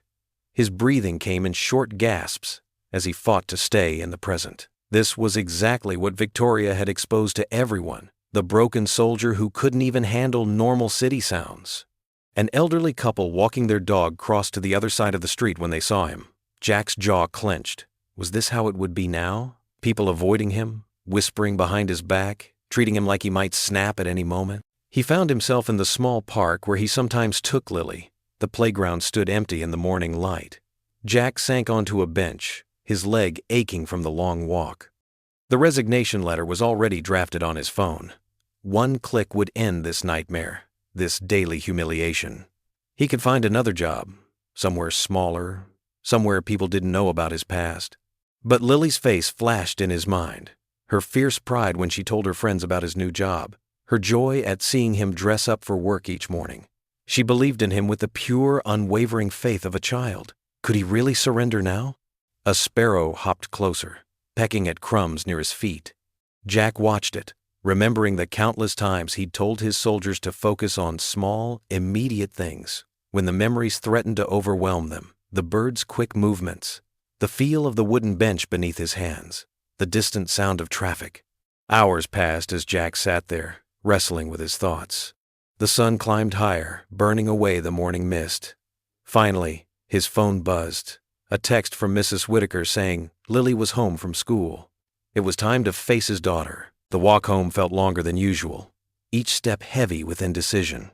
When he opened the front door, the house was quiet except for the soft clinking of metal coming from the dining room. Jack followed the sound. Lily sat at the table, carefully arranging his medals on the polished wood. The Purple Heart caught the afternoon light, its purple ribbon slightly faded but still proud. Next to it lay his Bronze Star, combat infantry badge, and the other symbols of his service. She'd even found his old unit patches, laying them out with reverent care. "Lily." His voice cracked. She looked up, her eyes serious beyond her years. "These show who you are, Daddy, not what that mean lady says." Jack's throat tightened as he moved closer. His fingers traced the edge of the Bronze Star, awarded for leading his team through a firefight to rescue trapped civilians. He remembered the weight of responsibility, the clarity of purpose, the unwavering commitment to his mission and his men. The citation says, "Extraordinary heroism," Lily read from the weathered certificate she'd also found. "That doesn't go away just because you got hurt, right?" Jack sank into the chair beside her, overwhelmed by the simple wisdom of her words. Each medal told a story not just of combat, but of choices, choosing courage over fear, duty over self-preservation, integrity over expedience. Victoria hadn't stripped him of those qualities. Only he could do that, by choosing to quit. Lily leaned against his shoulder, her small hand covering his larger one. "Mrs. Whitaker says sometimes God gives us hard things so we can show others how to be brave." She picked up the Purple Heart, studying its surface. "Like how you show me every day." The tears Jack had been holding back finally spilled over. He pulled his daughter close, breathing in the familiar scent of her strawberry shampoo. The medals gleamed on the table, not just decorations, but reminders of who he was at his core. A soldier, a leader, a man who didn't quit when the mission got hard. That evening, after Lily went to bed, Jack knelt beside his own bed for the first time in months. The last light of sunset painted the walls in soft gold as he bowed his head. "Lord," he whispered, his voice rough with emotion, "give me strength to fight the right way." His fingers worked over his cane as he continued to pray, not with anger or pride, but with the same courage and integrity you helped me show on the battlefield. Help me remember who I am, not for my sake, but for Lily's, and for others who might need to see that broken doesn't mean beaten. The medals still lay on the dining room table, catching the last rays of sunlight. Through his open bedroom door, Jack could see them glinting, silent witnesses to battles fought and won, reminding him that tomorrow would bring another chance to prove his worth, not through force, but through unwavering dignity and grace. The elevator doors opened to a hushed office floor. Jack stepped out, his cane making a soft tap against the polished tiles. He'd arrived early, hoping to avoid the stares and whispers that would surely follow yesterday's humiliation. His shoulders felt heavy as he made his way to his desk, each step a reminder of the wounds both visible and hidden. The morning light filtered through the windows, casting long shadows across his workspace. Jack pulled out a cardboard box from under his desk and began placing his few personal items inside: a framed photo of Lily, a coffee mug she'd painted for him, and a small wooden cross that had been his wife's. "What do you think you're doing?" The voice startled him. Sarah from accounting stood there, arms crossed, her usually cheerful face stern. "Just clearing out my desk," Jack mumbled, not meeting her eyes. "Like hell you are." Sarah stepped forward, reaching into the box and pulling out the photo of Lily. "Remember last month when my son was in the hospital? You stayed late 3 nights straight to help me catch up on reports so I could be with him." Before Jack could respond, Mike from maintenance appeared. "You're not going anywhere, sir." The older man's voice was firm. "When my daughter needed help with her college applications, you spent your lunch break reviewing them with her. Said it reminded you of helping your unit buddies with paperwork." More people began gathering around his desk. Jenny, the shy intern he'd mentored, pushed through the small crowd. "Mr. Dawson, you taught me everything I know about logistics. You never made me feel stupid for asking questions, even the really basic ones. But, Victoria," Jack started, his voice rough with emotion. "Victoria doesn't speak for us," declared Carlos, the head janitor. "Remember when my little Maria was sick? You not only covered my shift bonus from your own pocket, but you also found us a specialist who could help her." The crowd grew larger. Every person had a story to share. Moments where Jack had shown kindness, patience, or understanding. Times when he'd gone above and beyond, never seeking recognition or praise. "You helped me practice for my citizenship test," said Anna from HR, her eyes shining with tears. "Stayed late every Tuesday for 6 weeks straight. When my car broke down," added Tom from it, "you drove 30 minutes out of your way to pick me up for work. Did it for 2 whole weeks, until I could afford repairs." Jack's hands trembled as he gripped his cane. The box of belongings sat forgotten on his desk as more colleagues approached, each with their own testament to his character. "We've seen your leadership," said Richard, a senior analyst, "not just during crises like the gala, but every single day. The way you treat everyone with respect, from the cleaning staff to the executives. That's real leadership, not whatever game Victoria's playing." Patricia, the office manager who'd worked at Steel Logistics for 20 years, stepped forward. "I've never seen this office more united or efficient than under your guidance. We're not letting you leave because of one person's prejudice." Jack swallowed hard, looking at the determined faces around him. These weren't just colleagues anymore. They were friends who'd become like family. Their words wrapped around him like a protective shield, pushing back against the doubt and shame that had threatened to overwhelm him. "We're filing a formal complaint with the board," announced Sarah. "What Victoria did was discrimination, plain and simple. We've all signed it already." "You don't have to," Jack began, but Mike cut him off. "We want to. You've shown us what real strength looks like. Not bullying or intimidation, but kindness and perseverance. Now it's our turn to show some strength for you." Jenny stepped forward, holding out a thick manila envelope. "We also wrote our own letters about how you've impacted each of us. The board needs to know who you really are, not just what's in some leaked report." Jack's vision blurred as he took the envelope, feeling its weight, not just physical but emotional. Each letter inside represented someone who saw him not as broken or damaged, but as whole and worthy. That evening, Jack sat with Lily at their small kitchen table, sharing the day's events. Her blue eyes grew wide as he described how his coworkers had rallied around him. "They really did all that, Daddy?" she asked, clutching her favorite stuffed bear. "They did, sweetheart." Jack's voice was soft with wonder. Every single one of them had a story to tell. Lily's face lit up with a smile, even as tears sparkled in her eyes. "See? You're not alone, Daddy." She reached across the table to squeeze his hand. "Just like I told you, God makes sure we're never really alone." Jack squeezed back, feeling the warmth of her small hand in his. In that moment, surrounded by his daughter's love and the memory of his colleagues' support, he felt stronger than he had in years. Not despite his wounds, but because of how they'd taught him to understand others' pain and how to help heal it.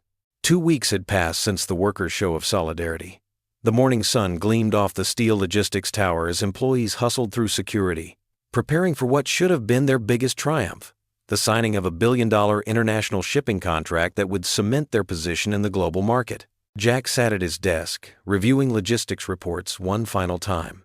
His cane leaned against the wall beside him, and a fresh cup of coffee steamed next to his keyboard. The photo of Lily smiled at him from its silver frame, reminding him why he fought so hard to stay. Suddenly, the screens went black. All of them. The gentle hum of computers died, plunging the office into an eerie silence. "What just happened?" someone called out. Within seconds, phones started ringing off the hook. Panic spread across the floor like wildfire. Jack watched as junior executives rushed past his desk, their faces pale with fear. "The servers are down," IT personnel shouted from the end of the hall. "Everything's crashed. Shipping schedules, tracking systems, client data." The elevators dinged repeatedly as board members arrived for an emergency meeting. Jack could hear raised voices from the conference room. Through the glass walls, he saw Victoria Steele pacing, her usual composure cracking as she ran her hands through her perfectly styled hair. "We have less than 4 hours before the contract signing." Alan Rodriguez, the COO, announced grimly to the gathering crowd. "If we can't get our systems back up, we'll lose everything." Jack observed the chaos unfolding around him. Young analysts were crying at their desks. Middle managers argued in clusters. Victoria's voice carried through the office as she shouted at the IT department over the phone. Something clicked in Jack's mind. The familiar calm of combat settled over him. The same feeling he'd had in the desert when his unit faced impossible odds. He grabbed his cane and stood up. "Ma'am," he called out, his voice cutting through the noise. Victoria turned, her mascara slightly smudged. Permission to take point on this?" She stared at him, pride warring with desperation on her face. The room fell silent. "What could you possibly do?" she asked, but the usual bite was missing from her voice. Jack limped forward, his cane tapping steadily against the floor. "In Delta Force, we had a saying, 'Chaos is just opportunity in disguise.' This is no different than coordinating a rescue mission under fire." He turned to address the room. "We need 3 teams. First team, gather all paper records, shipping manifests, and backup documentation from the last 48 hours. Second team, create a manual tracking system using the conference room walls. I want every active shipment mapped out. Third team, client communications. We proved to them we can handle this old school." To everyone's surprise, Victoria didn't object. She watched, mouth slightly open, as people began organizing themselves according to Jack's instructions. He pointed to a young IT specialist who was hyperventilating in the corner. "What's your name?" "Tommy," the kid squeaked. "Tommy, you're with me. We need to understand exactly what went wrong without getting lost in the technical weeds. Break it down like you're explaining it to a 10-year-old. For the next hour, Jack coordinated the emergency response like a military operation. The conference room transformed into a command center, with colored sticky notes tracking shipments across wall-sized maps. Runners carried messages between floors since email was down. Jack's calm presence seemed to steady everyone around him. He noticed Victoria standing in the doorway, watching him work. Their eyes met briefly, and for the first time, he saw something different in her gaze. Not contempt, but something that might have been respect. "Sir," Tommy called out, "I think I found the problem, but fixing it, we'd need to manually restart systems in a specific sequence across all our global offices." Jack nodded, checking his watch. 2 hours until the contract signing. He pulled out his phone and dialed a familiar number. Lily picked up on the second ring. "Daddy?" "Hey, sweetheart," he said softly, stepping away from the chaos for a moment. "Listen, Daddy has to fight another mission tonight." "Like in the army?" she asked, understanding in her young voice. "Something like that. Mrs. Whitaker will stay with you until I get home, okay?" "Okay, Daddy. I'll pray for you." Jack smiled, touching the photo on his desk. "That's my girl. I love you." "Love you too, Daddy. Go be a hero." He hung up and turned back to the room, where dozens of eyes watched him expectantly. The familiar weight of responsibility settled on his shoulders. Not the burden of combat this time, but the future of every person in this building. "All right," he announced, voice steady and strong. "Let's get to work. Tommy, walk me through that restart sequence. We've got a company to save." The crisis room buzzed with nervous energy as department heads filed in, their faces drawn with worry. Computer screens lining the walls displayed cascading error messages and flatlined system metrics. The room fell silent as Jack Dawson stepped forward, his cane tapping steadily against the polished floor. "Listen up," Jack said, his voice carrying the same calm authority that had once guided soldiers through combat zones. "I know we're all scared, but right now, fear is our enemy. We need clear heads and steady hands." He moved to the whiteboard, picking up a marker. Despite his limp, his movements were precise and purposeful. The room watched as he began drawing a detailed diagram, breaking down their crisis into manageable segments. "We'll operate in teams," Jack explained, drawing from his military experience. "Alpha Team will focus on system recovery. Beta Team handles client communications. Charlie Team manages internal operations. Delta Team coordinates with our international partners." Victoria Steele stood in the corner, arms crossed, watching as Jack commanded the room's attention.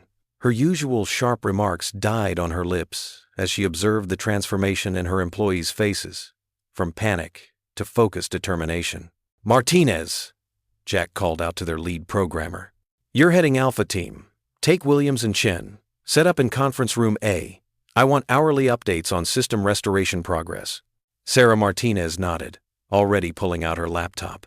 The fear in her eyes had been replaced by resolve.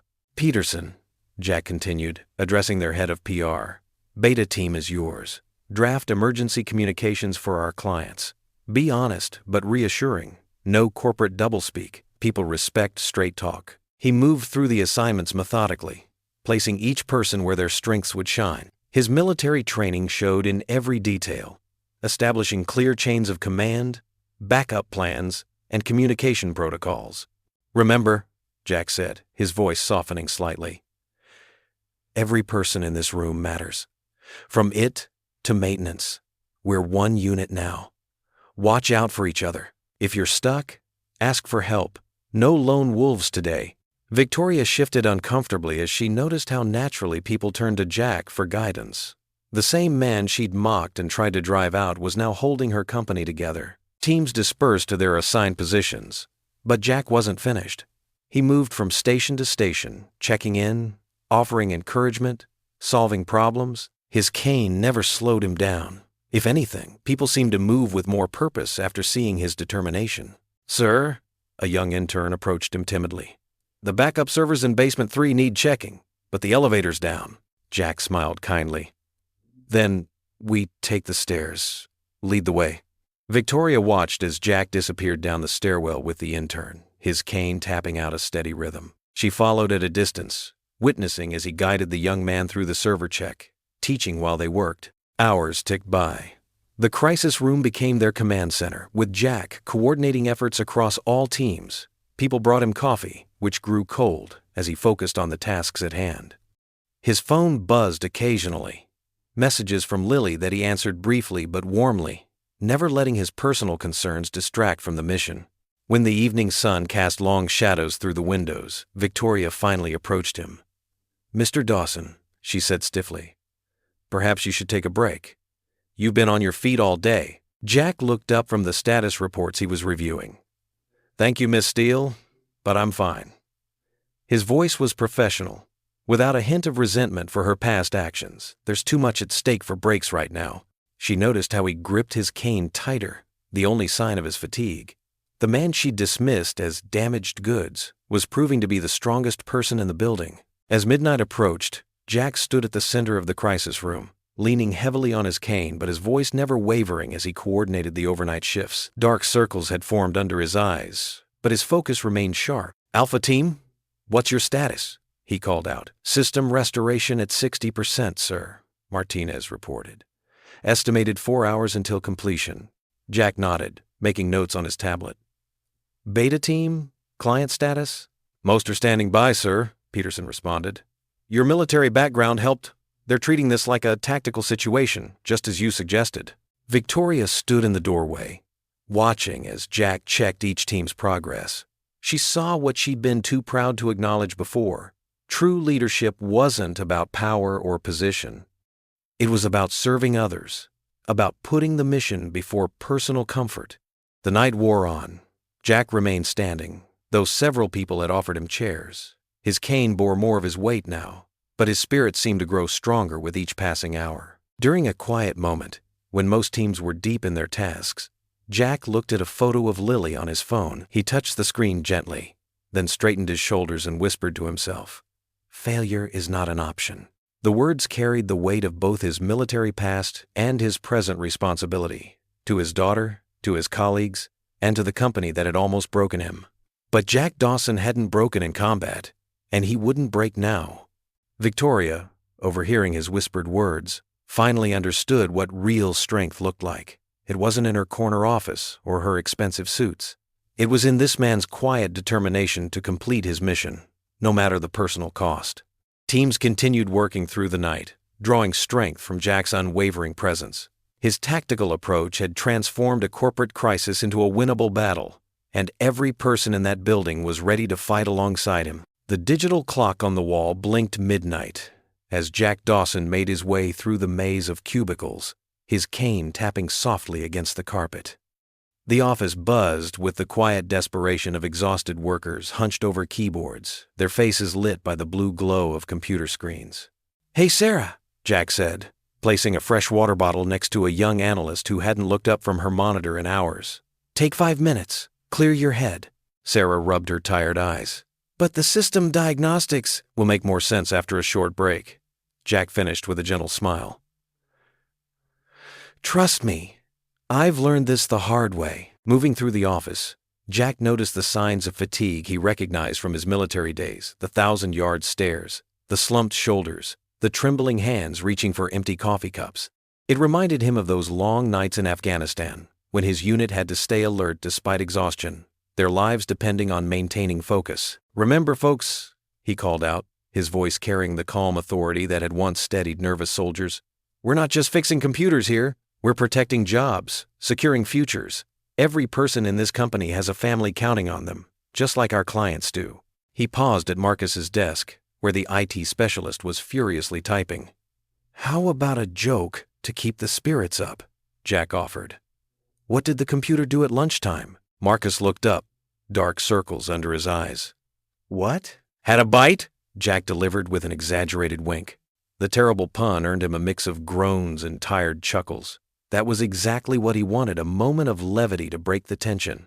"That was awful, Mr. Dawson," Lisa from accounting called out. But she was smiling for the first time in hours. Jack made his way to the break room, where he started brewing fresh coffee. His leg was killing him from all the walking, but he ignored the pain. He'd learned in Delta Force that discomfort was temporary, but giving up was forever. The familiar scent of coffee brought back memories of pre-mission briefings, of huddling with his team in the dark before dawn. Back then, he'd been responsible for bringing his soldiers home. Now, he was responsible for saving livelihoods. "1:15 he announced, returning with a tray of steaming cups. "Time for status report Alpha." It was a system he'd implemented 3 hours ago, borrowing from military protocol. Every 15 minutes, team leaders would give quick updates. It kept everyone informed and maintained a rhythm to their work. "Database team," he called out. 50% of corrupted files recovered, came the response from the far corner. "Network security, firewalls holding. No new breach attempts. Client communications? Asian markets notified. European offices coming online in 4 hours." Jack nodded, mentally mapping their progress like he used to track troop movements. "Good work, people. We're making headway." He noticed Tommy, a young intern, nodding off at his desk. Walking over, Jack placed a firm hand on his shoulder. "Tommy, grab that couch in the break room. 20 minutes. "But, sir, that's an order, son. You'll do better work after a power nap." "I learned that in the sandbox." As Tommy trudged off, Jack remembered his own commander teaching him that lesson years ago. Sometimes, leadership meant forcing people to take care of themselves. Around 2 a.m., he gathered everyone for a quick stretch break. "Stand up, reach for the ceiling," he demonstrated, his own muscles protesting. "Now touch your toes, or try to anyway," he added with a self-deprecating chuckle, making light of his own limited mobility. The simple exercise got blood flowing and brought a few smiles. Jack knew from experience that physical movement could reset mental fatigue. "You know what this reminds me of?" he said as they stretched. "Night training in Georgia. Except instead of mosquitoes the size of helicopters, we've got angry servers. And trust me, the servers are easier to deal with." More laughter. Good. Laughter meant oxygen. Oxygen meant clearer thinking. By 3 a.m., the worst of the crisis was showing signs of breaking. Jack had organized the teams into shifts, ensuring no one worked more than 4 hours straight without a real break. He'd seen too many good soldiers make mistakes from exhaustion, and he wouldn't let that happen here. "Mr. Dawson?" It was Sarah again, her voice stronger after her rest. "We've got the first section of the trading platform back online. Excellent work," he said, then raised his voice. "Hear that, everyone? First victory of the night. Who's next?" The announcement energized the room. Jack could feel the shift in atmosphere from desperate endurance to determined progress. He'd felt it before, in battle situations when the tide finally turned. At 4 a.m., he organized a food run.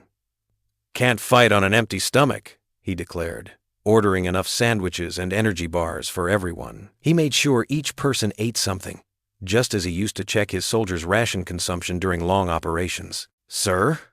Tommy had returned from his nap and was now working with renewed focus. "How do you stay so calm?" Jack leaned on his cane, considering the question. "Because panic never fixed anything, Tommy.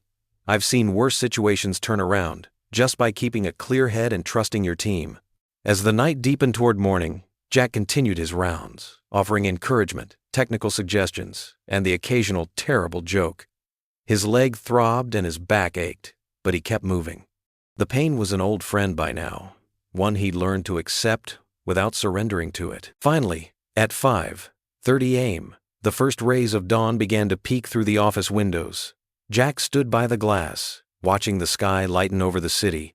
The status reports were increasingly positive, systems coming back online, data being recovered, crisis protocols holding steady.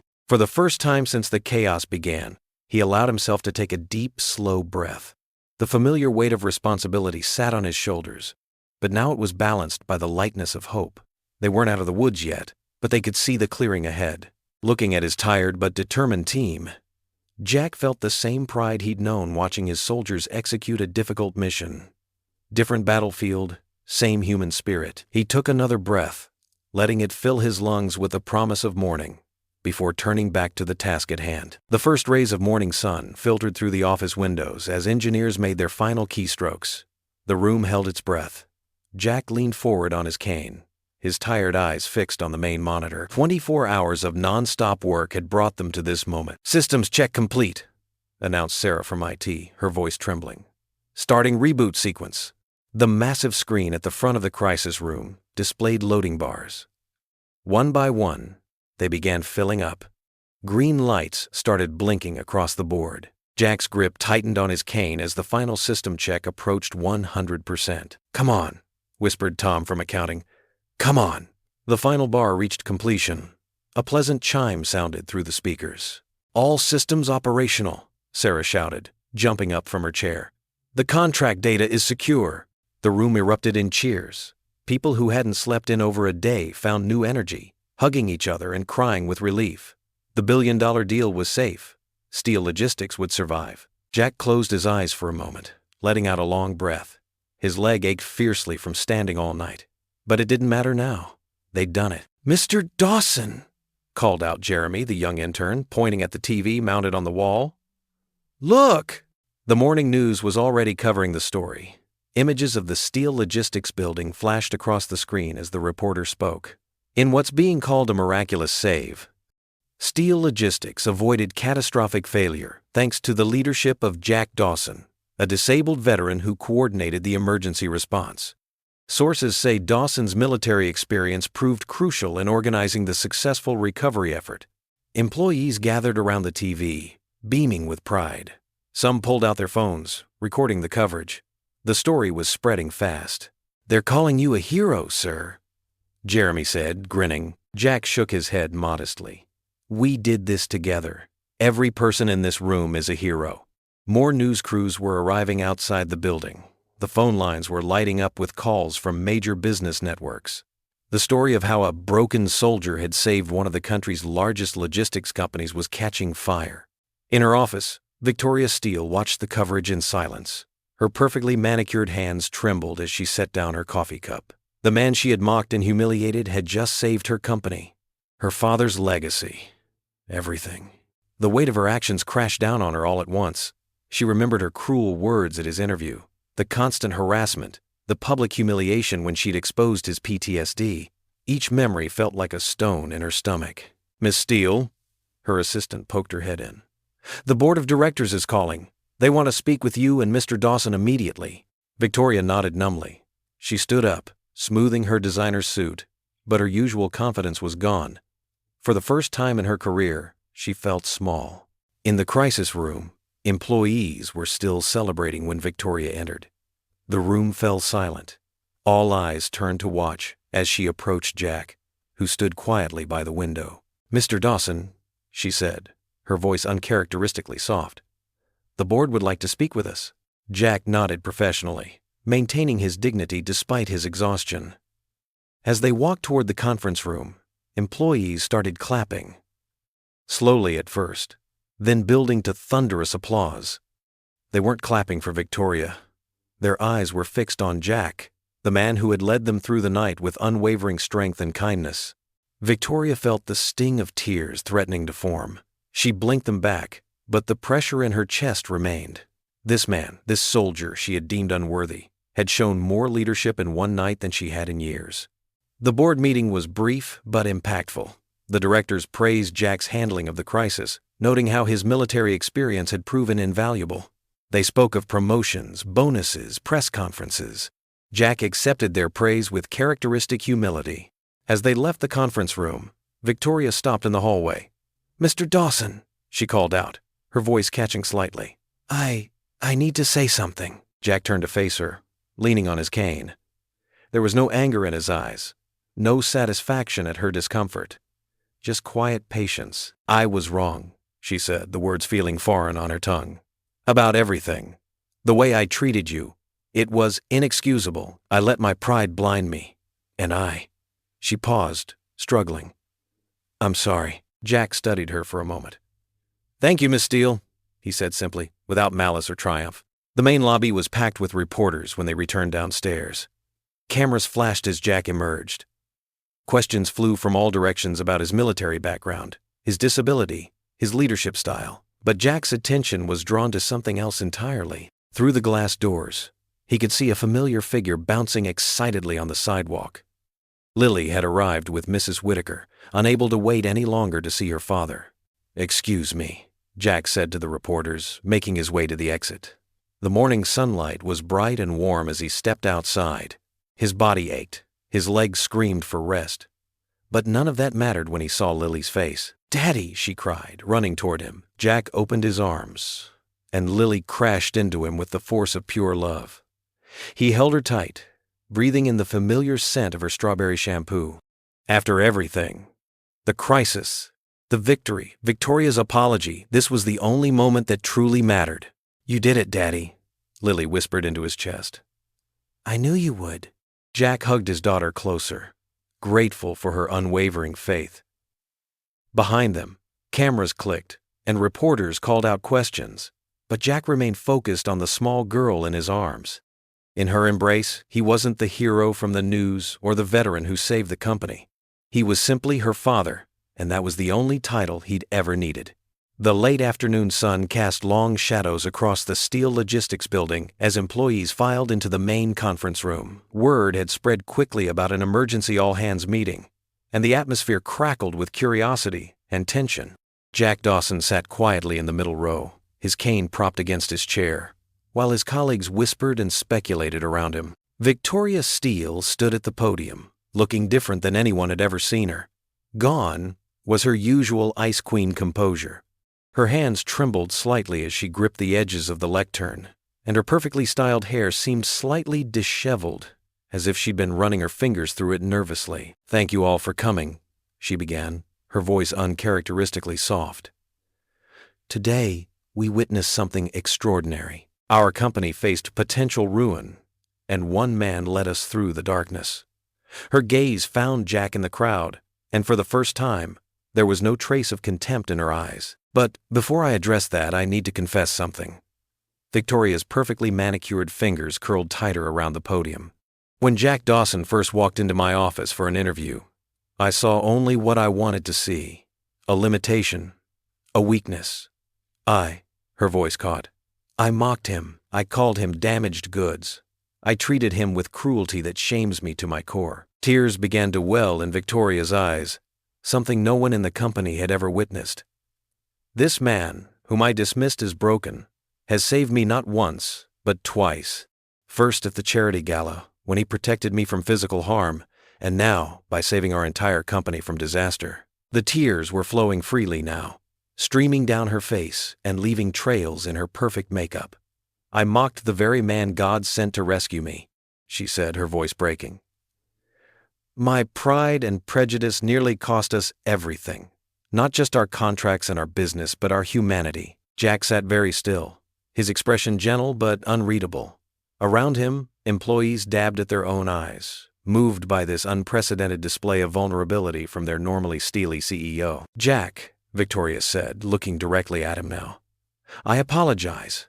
Not just privately, but here, in front of everyone. I was wrong, so terribly wrong. You've shown me that true leadership isn't about power or control. It's about service, humility, and lifting others up. You've led with dignity and grace, even in the face of my cruelty. Jack slowly rose, leaning slightly on his cane. The room fell silent. Miss Steele, he said, his voice carrying clearly across the hushed space. I accept your apology. He paused, choosing his words carefully. But if I may say something. Victoria nodded, wiping at her tears with a tissue someone had handed her. True strength isn't about who's in charge or who has power over others, Jack continued. It's about having the courage to be compassionate, especially when it's difficult. It's about seeing the worth in every person, from the janitor to the CEO. That's what I learned in Delta Force. A team is only as strong as how we treat our most vulnerable member. Victoria nodded, fresh tears spilling down her cheeks. The past 24 hours showed what we can accomplish when we work together, when we value each person's contribution, Jack said. That's the real victory here, not saving the contract, but saving our humanity. Spontaneously, people began to stand. First one, then another, until the entire room was on their feet, applauding. The sound swelled, filling the conference room with a thunderous standing ovation. Victoria stepped down from the podium and walked directly to Jack. In front of everyone, she extended her hand. "Thank you," she whispered, barely audible above the applause, "for teaching me what real strength looks like." Jack shook her hand firmly, nodding once. The gesture was simple but profound, a moment of genuine reconciliation witnessed by all. As the applause finally died down, Victoria wiped her eyes one final time and managed a wobbly smile. "Starting tomorrow, we're going to do things differently around here. Every person matters, every voice counts, and we'll never forget the lesson Mr. Dawson taught us about true leadership." The meeting dispersed slowly, with people stopping to shake Jack's hand or pat him on the back. He accepted their gestures with characteristic humility, eager to get home to Lily. When he finally made it to his car, the sun was setting, painting the sky in brilliant oranges and pinks. He found Lily waiting in the passenger seat, having been dropped off by Mrs. Whitaker. Her face lit up as he slid behind the wheel. "How was the meeting, Daddy?" she asked, studying his face carefully. "Well, sweetheart," Jack said, starting the engine. "Remember Miss Steele, the boss lady?" Lily nodded solemnly. "The mean one?" "She's not so mean anymore," Jack said gently. "She apologized to everyone today. She even cried." Lily's eyes widened in surprise. "Really? See? Even the mean boss lady cried." Jack couldn't help but chuckle softly at his daughter's simple but profound observation. Starting the car, he headed for home, grateful for the weight that had been lifted from his shoulders, and even more grateful for the little girl beside him who had never lost faith in him, even when others had. The Sunday morning dawned bright and clear, with golden sunlight filtering through the trees. Jack Dawson walked along the winding park path, his daughter's small hand tucked securely in his. His cane tapped softly against the ground, but today the sound didn't bother him. It was just another part of their peaceful morning rhythm. "Look, Daddy," Lily bounced excitedly, pointing to a family of ducks gliding across the pond. "Can we feed them, please?" Jack reached into his jacket pocket and pulled out a small paper bag of breadcrumbs they'd brought from home. "Remember what I taught you," he said warmly. "Nice and gentle so we don't scare them." Lily took the bag with careful hands, her face scrunched in concentration. She tossed small handfuls toward the water, giggling as the ducks paddled eagerly toward their offerings. "They're so pretty," she whispered, watching the sunlight dance off their feathers. Jack's heart swelled as he watched his daughter. Her blue dress swished around her knees as she scattered the crumbs, and her laughter echoed across the water. These simple moments, just being her father, watching her joy, meant more than any corporate victory. Across the park, partially hidden by a cluster of oak trees, Victoria Steele stood with Alan Rodriguez. They'd both come early for their usual Sunday morning planning meeting at the nearby coffee shop, but found themselves pausing at the touching scene before them.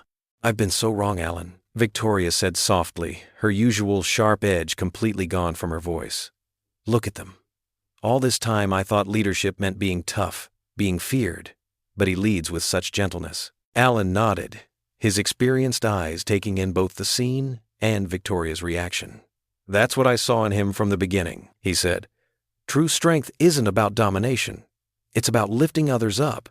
Jack understands that instinctively." They watched as Jack helped Lily balance on the edge of a low wall, his strong hands ensuring she wouldn't fall while letting her feel brave enough to try. His military precision and corporate effectiveness were still there, but softened into something beautiful by fatherly love. "I have to change," Victoria whispered, more to herself than to Alan. "Everything about how I run the company, how I treat people. It all has to change. She thought about how Jack had saved both her life and her company, never once seeking revenge for her cruelty. He showed me what real leadership looks like. Alan squeezed her shoulder gently. That's why God puts people in our path, Victoria. Sometimes we need to see something lived out before we can understand it. By the pond, Jack and Lily had finished feeding the ducks and found a comfortable bench in the sunday. Jack stretched his leg out, enjoying the warmth on his old injury. For the first time in years, the pain felt like nothing more than a reminder of the journey that had brought him here. Daddy? Lily climbed onto the bench beside him. Are you happy now? Jack pulled her close, breathing in the scent of her strawberry shampoo. Very happy, sweetheart. And the mean boss lady isn't mean anymore, right? Jack chuckled softly. No, she's not mean anymore. Sometimes people just need time to learn and grow. Like those ducks we fed, they were scared at first, but then they learned to trust us. Lily considered this, her small face thoughtful. Is that why you didn't get mad at her? Because you knew she could learn? That's part of it, Jack said, amazed as always by his daughter's insight. But mostly because being angry doesn't help anyone. It's better to show kindness and let God handle the rest. From their vantage point, Victoria and Alan could see the tender exchange. Victoria felt tears prick at her eyes, remembering how she'd once mocked this man as damaged goods. Now she saw the truth. His supposed weakness had been strength all along, and her supposed strength had been weakness. I don't deserve his forgiveness, she murmured. That's the beauty of grace, Alan replied. None of us deserve it. That's what makes it so powerful when it's given freely. The morning sun climbed higher, warming the park and painting everything in soft gold. Jack helped Lily collect a few pretty leaves for her scrapbook, his movements natural despite the cane. His daughter's presence made him forget any limitations, made him feel whole and strong and needed. Lily gathered her treasures and then climbed into Jack's lap on the bench, curling against his chest like she used to do when she was smaller. Her voice was soft and happy as she whispered, "We made it, Daddy." Jack smiled into the sunrise, holding his daughter close. The morning light caught the silver in his hair and the laugh lines around his eyes, badges of a life well lived, of battles fought and won. His future at Steel Logistics was secure now, but that wasn't what mattered most. What mattered was right here in his arms, the title of Daddy, the love of his daughter, and the peace they'd found together. The sun continued its ascent, promising a beautiful day ahead. Jack kissed the top of Lily's head, grateful for these quiet moments that made all the struggles worthwhile. They had indeed made it, not just to safety or security, but to something far more precious. They had made it home. What would you do if you were in their place? Comment your answer below, and let's see how you'd rewrite the ending. If you enjoyed the story of Jack Dawson, I handpicked the next story that you will enjoy. Please don't miss this one. Click here to watch it.